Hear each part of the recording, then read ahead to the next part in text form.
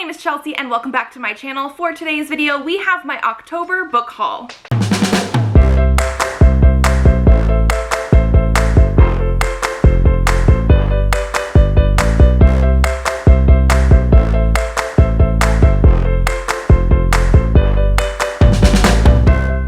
So I feel like I did a really good job in the book haul this month. I only have 6 books to show you, whereas last month I feel like I had a ton.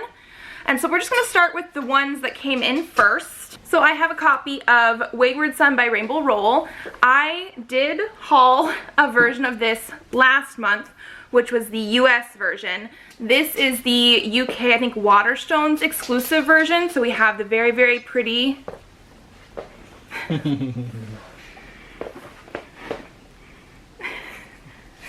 Why does it look like he's sleeping? Baby.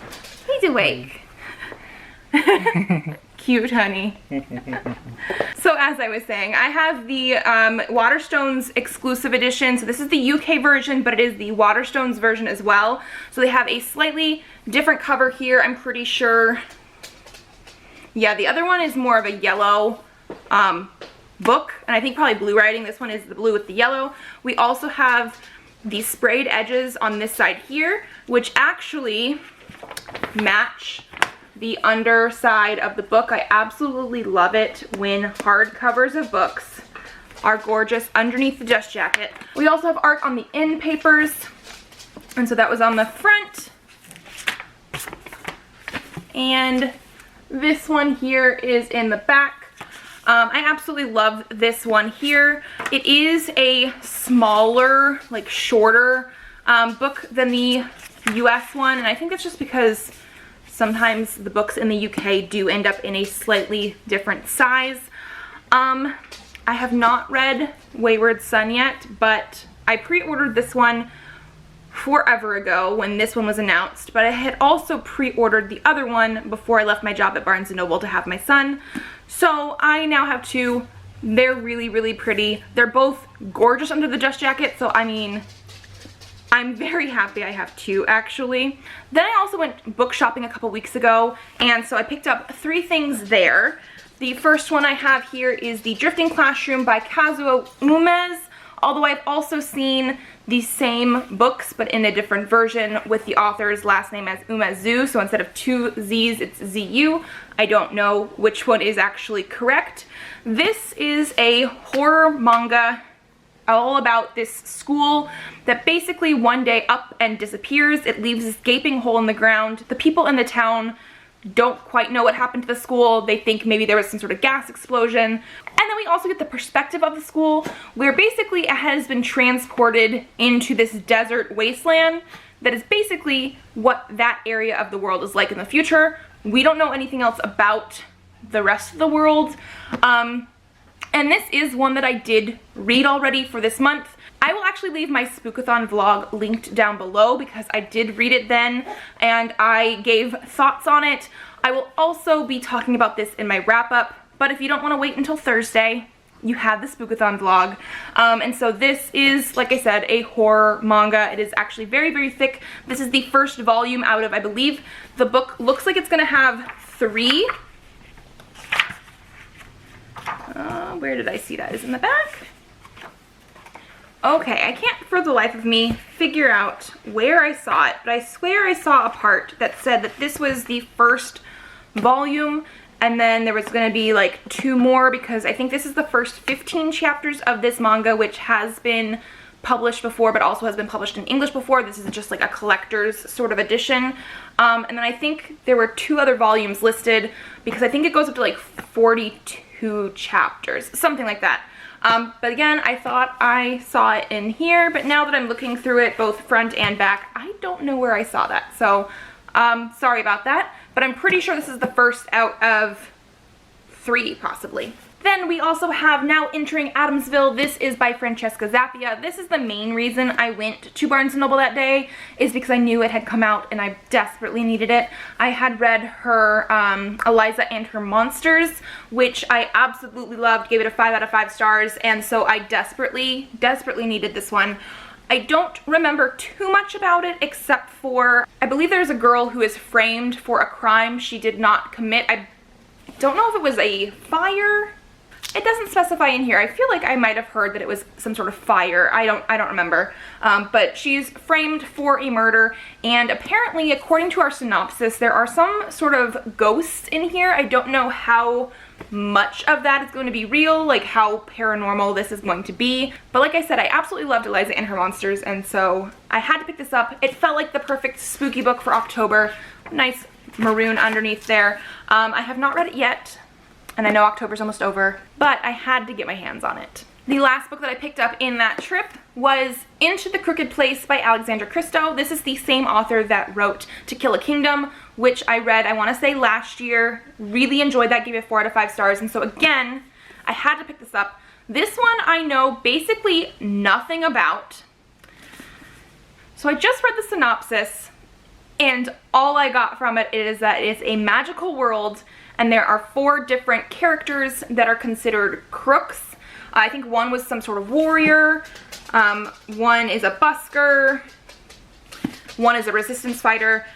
So they're all some sort of crook warrior type of things. And dark magic gets delivered to somebody, which causes a, I guess, rift in the kingdom. I don't really know. It was a lot to take in that one synopsis, but like I said before, I really enjoyed To Kill a Kingdom, and that was, I believe, her debut novel, so I was very curious to see what other novels she would have out, and so I absolutely had to pick this up. This is a gorgeous book, very shiny, and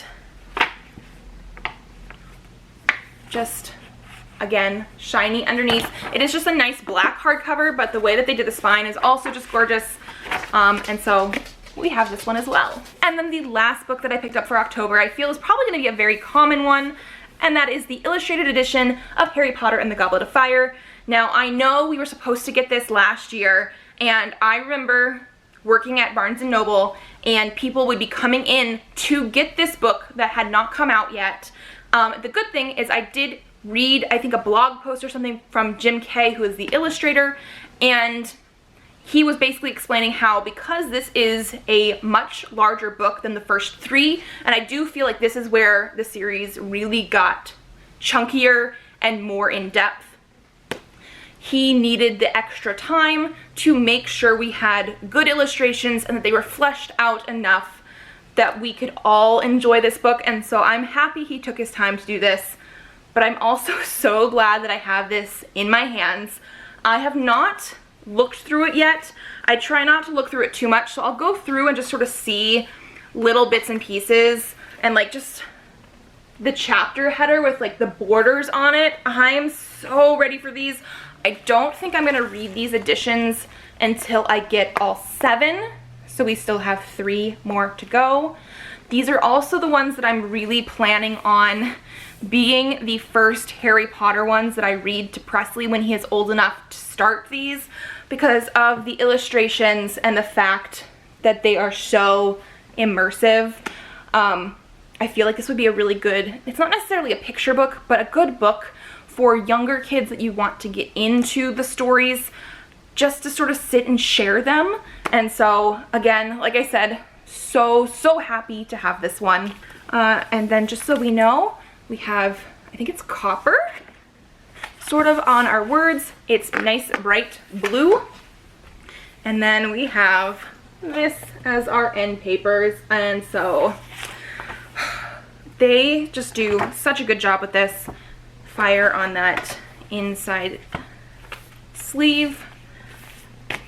Like I said, just super happy. And then before I forget, I actually, like I said, had 6 books to show you.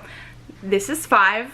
The last one is not a book, and that is basically why I saved it for last. The last one is a chapbook. If you guys have seen any recent vlogs or my book haul from last month, you will have heard me talk about chapbooks, and I just want to again reiterate how much I love these.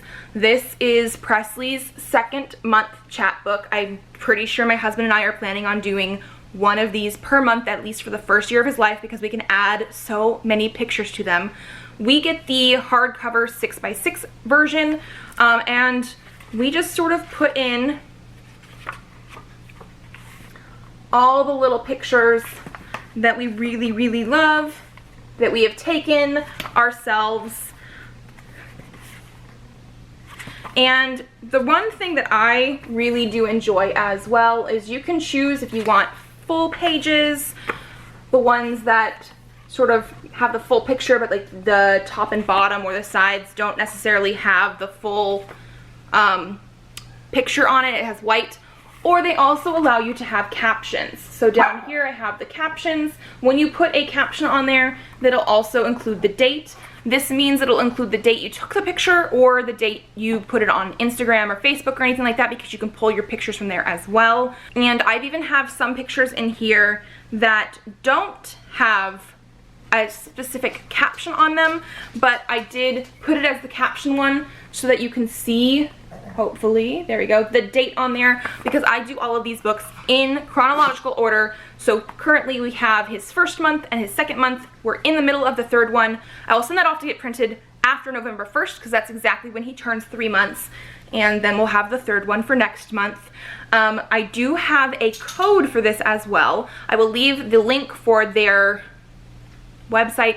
I use the app on my phone, but also I'll leave the code down there. What that does is it gives you $10 off of your first chapbook, which I believe is the basic price for the 6x6 soft cover with the 30 pages that you get automatically.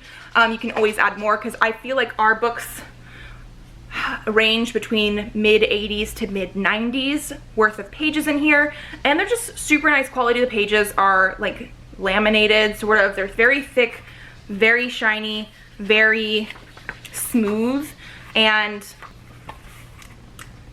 I just absolutely love them. He is too cute. These were his second month pictures that we took, and again, like I said, I just absolutely love these. So that was everything I had to show you for this month. Like I said, much better at restraining myself than I did last month. I hope it continues because we have to buy lots of people Christmas presents. If you like this video, give it a thumbs up to let me know. Subscribe to this channel if you would like to see more videos. I do have videos up Mondays and Thursdays, so I will see you then. Bye!